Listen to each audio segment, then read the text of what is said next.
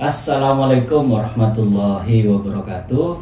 Sampai bertemu kembali di channel saya, Saiful Anam and Partner. Hari ini saya akan kedatangan tokoh mahasiswa yang saya kira kalau kita berbicara tentang mahasiswa, maka tentu akan erat kaitannya dengan masa depan bangsa. Kita kenalan dulu nih. Jadi nama siapa, asalnya dari mana, dan lain sebagainya. Silahkan bisa diperkenalkan kepada pemirsa Saiful Anam and Partner pada kesempatan hari ini. Dipersilahkan. Namanya siapa nih? Nama? Bismillahirrahmanirrahim. Nama saya Maskur.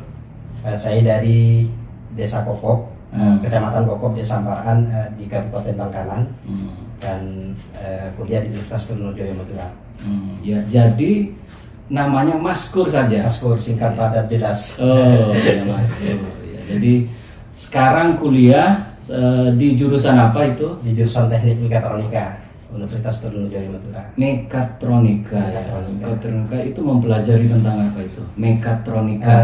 Mekatronika itu sebenarnya kalau di Indonesia itu relatif dikatakan sebagai jurusan baru. Yang mana di mekatronika ini mempelajari integrasi dari 3 ilmu, ada informatika, ada mesin, dan juga elektronika. Yang mana konsentrasi dari program studi itu sendiri terhadap kontrol sistem ataupun otomasi industri dan seterusnya, yang berkaitan dengan artificial intelligence dan seterusnya. Itu yang kemudian dipelajari sekilas tentang prodi mekatronika itu sendiri. Jadi AI ya, mempelajari AI juga. AI ya, baik. Kemudian saudara ini kan teknik, namun juga aktif di organisasi. Itu bisa diceritakan organisasi apa saja yang pernah saudara aktif dan berkecimpung di sana? Bisa diceritakan bagaimana saudara juga membagi waktu antara kuliah dengan aktivis seperti itu, karena sangat jarang sekali nih jadi mahasiswa yang aktif dan bisa sukses kedua-duanya. Karena kadang banyak yang kuliahnya sukses tapi dia bukan aktivis, atau dia aktivis tapi kuliahnya tidak sukses. Nah, bisa diceritakan gimana caranya membagi waktu antara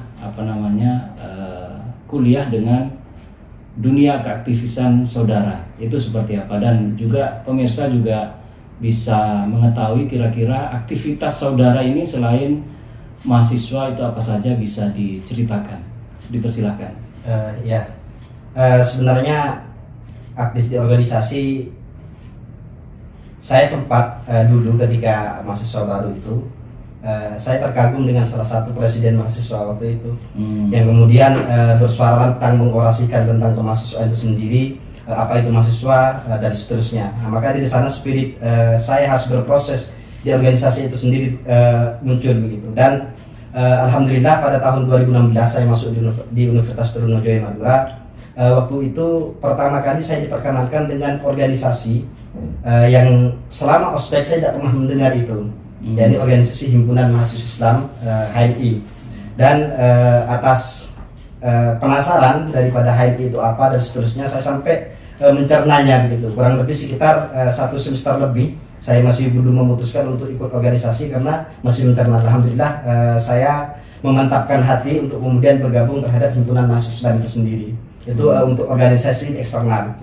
Kalau di mahasiswa itu kan cenderung dibagi internal dan eksternal begitu. Sedangkan di internal sendiri saya juga aktif di salah satu organisasi HMJ ataupun himpunan organisasi prodi, waktu itu di Himamika namanya, dan saya alhamdulillah tahun 2017-2018 saya terpilih sebagai ketua umum Himamika. Apa itu Himamika? Himpunan Mahasiswa Mekatronika. Suatu organisasi yang menghimpun seluruh mahasiswa di teknik mekatronika itu sendiri. Dan karena seperti yang saya sampaikan tadi, program studi teknik mekatronika ini sendiri di Indonesia mungkin hanya ada beberapa, tidak lebih dari 20 yang saya tahu. Oh gitu ya? Ya, jadi jurusan mekatronika ini masih sedikit. Program studi teknik mekatronika di Indonesia khususnya ini masih sedikit. Dan satu-satunya yang S1 teknik mekatronika itu adalah di UTM. Satu-satunya. Satu-satunya yang satu. Di luar itu rata-rata D4 dan juga pendidikan.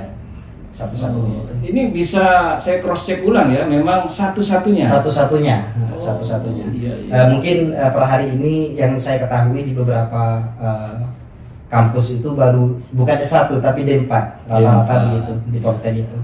Maka dari situ saya juga selain aktif di Himamika, saya berinisiasi untuk kemudian mengumpulkan program studi yang relatif minoritas di Indonesia.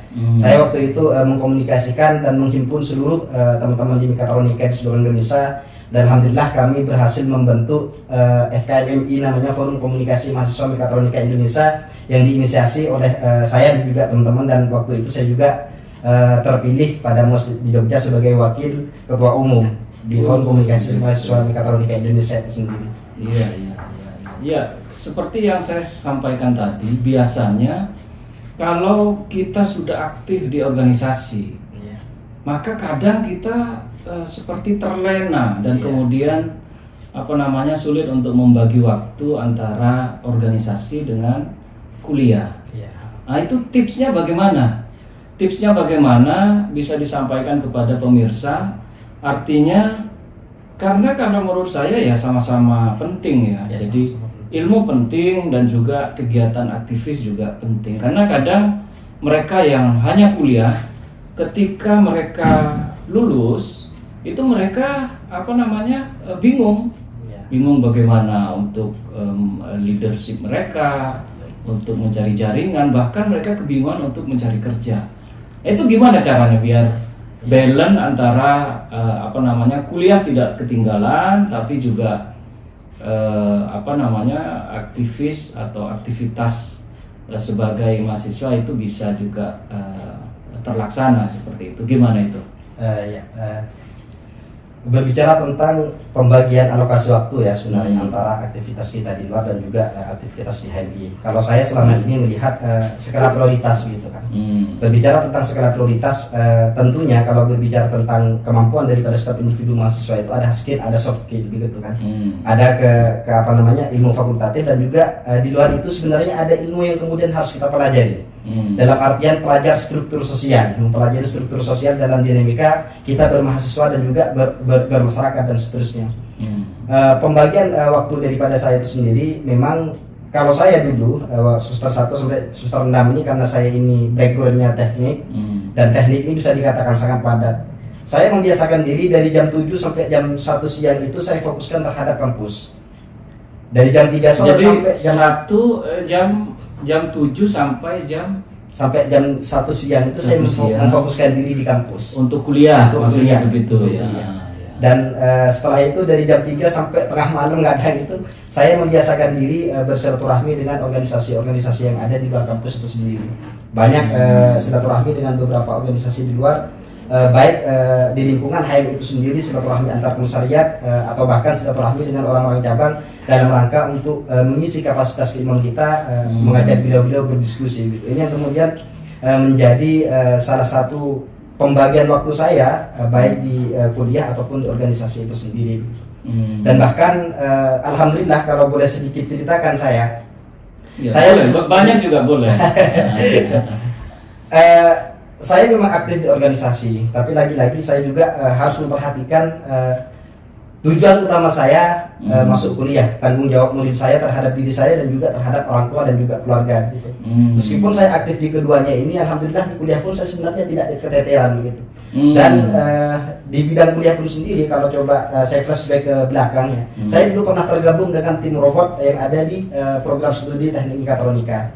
Dan alhamdulillah sekitar tahun 2017 itu saya berhasil menjuarai robot dan forward yang diadakan di Politeknik Negeri Malang, dan berhasil mendapatkan juara 3 pada saat itu. Juara 3. Ini menjadi salah satu pembuktian bahwasanya orang yang aktif di organisasi ini kuliahnya tidak harus terbengkalai gitu. Tergantung bagaimana kemudian kita memanajerian diri kita untuk mana sih skala prioritas pembagian alokasi waktu itu sendiri. Iya. Dan itu sedikit yang mungkin pernah saya dapatkan begitu, dan saya raih selama mahasiswa gitu. Iya, karena banyak orang tua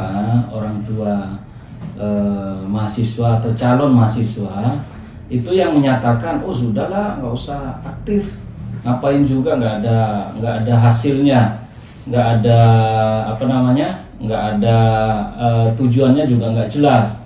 Tapi ternyata itu justru bisa tidak benar seperti itu, pernyataan-pernyataan yang seperti itu.